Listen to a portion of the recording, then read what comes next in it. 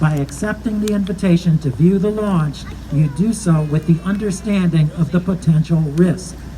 Although NASA applies stringent range safety principles and techniques to protect the general public, workforce, and property for all areas of the Kennedy Space Center during launch, in the event of an inadvertent circumstance, hazards, including debris, blast, and toxics, occur. It is the imperative that you stay within the controlled areas, stay with your group, and strictly follow all instructions provided by NASA. Now, we have some people who you may have seen running around here with red shirts that have the name Launch Team on them. If we have a situation at about 50 that occurs for that, they will direct us on where we need to go, okay? Again, we don't think that's going to happen, but you need to know the information, so you've been told. Max Q, the vehicle will be going supersonic. Once we are through the period of maximum dynamic pressure, we can throttle up our Merlin engines again. And from there, at about 2.5 minutes into flight, we have a series of 3 events that will happen in rapid succession. First is MECO, or main engine cutoff. This is where all 9 Merlin N1D engines shut off in preparation for stage separation.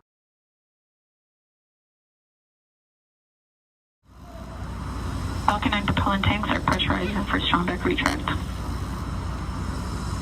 Good confirmation that Dragon is on internal power.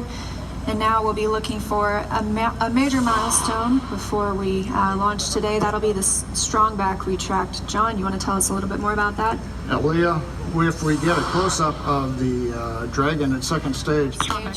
We're almost at 100% of that densified kerosene. As we mentioned, second stage is full. First stage fueling should be complete for that RP1 at about T-minus 6 minutes.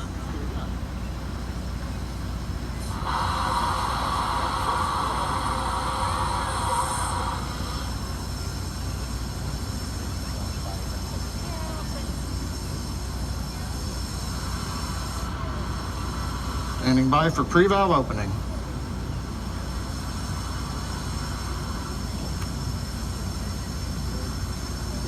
Stage 1 engine chill has started. And there's the call out. Stage 1 engine chill has started. Indicates that we are opening the pre-valves. Liquid oxygen now beginning to flow slowly through the turbo pumps on the Merlin 1D first stage engines. And what they're doing is they are chilling those engines, so when all of that heat and thrust from the rocket flames comes through, that the engines don't melt. So they pre-chill them so that they are prepared for that ongoing heat of the rocket launch.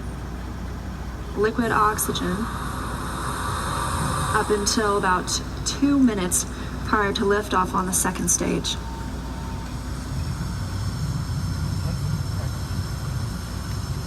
Standing by for that fuel call. 1 fuel load is complete.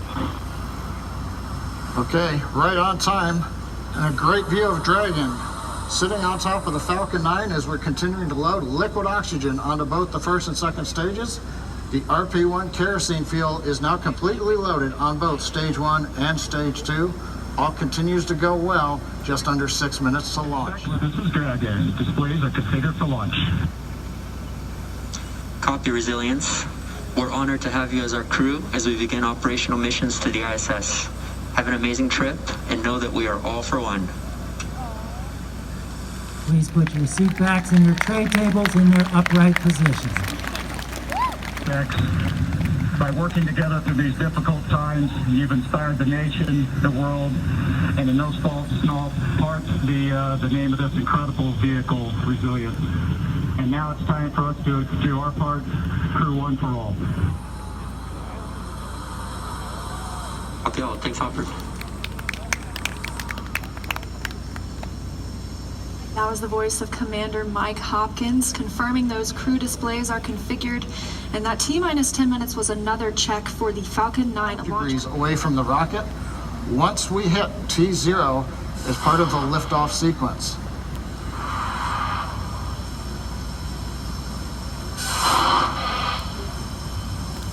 At T-minus 3 minutes, we will Right now we're waiting for the retract.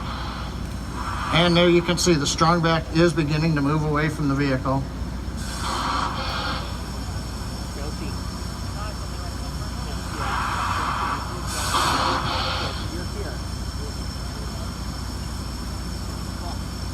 It looks like we are just about into the required pre-launch position, just a couple degrees away from the Falcon 9 and the Dragon capsule. But right now, T-minus 3 minutes, 8 seconds, everything continues to be go on Dragon and Falcon 9.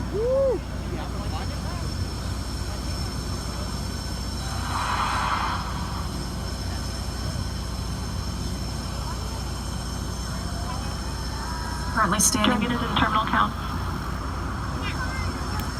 Dragon is in terminal count, and we We're are about at T-minus 2 minutes. complete. Stage 2. Stage 1 launch load is complete. And there we have it, and stage 2 should finish shortly after at about 2 minutes prior to liftoff. So now the last major event is finished liquid oxygen loading on stage 2. Wraps up at about T-minus 2 minutes. Then at about T-minus a minute and a half, we have to drain back and vent down the liquid line that goes up the strongback alongside the Falcon 9. If you see a large white cloud about midway down around the rocket, that's normal. That's again just the gaseous oxygen hitting the warm, moist Florida air.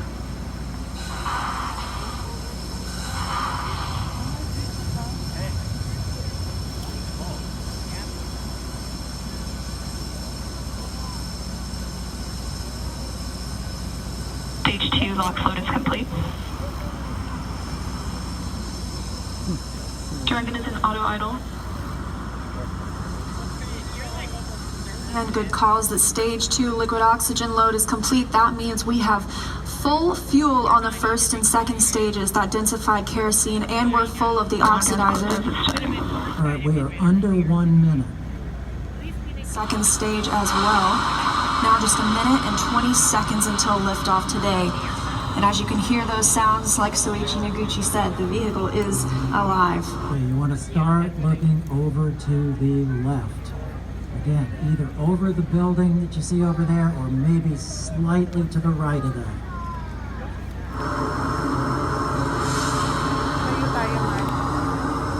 Dragon to countdown.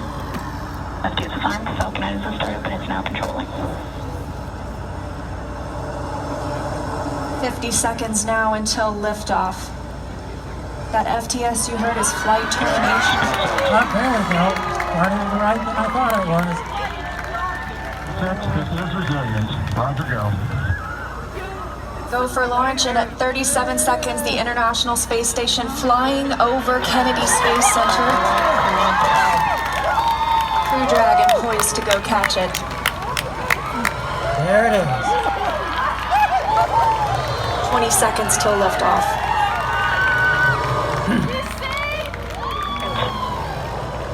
Falcon 9 is configured for flight. 9, 8, 7, 6, 5, 4, 3, 2, 1, 0. Ignition.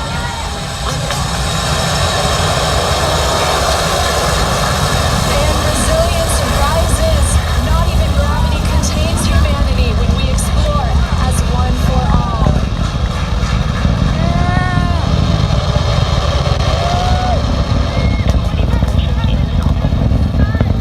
That's the word we want to hear. Stage 1 propulsion is nominal.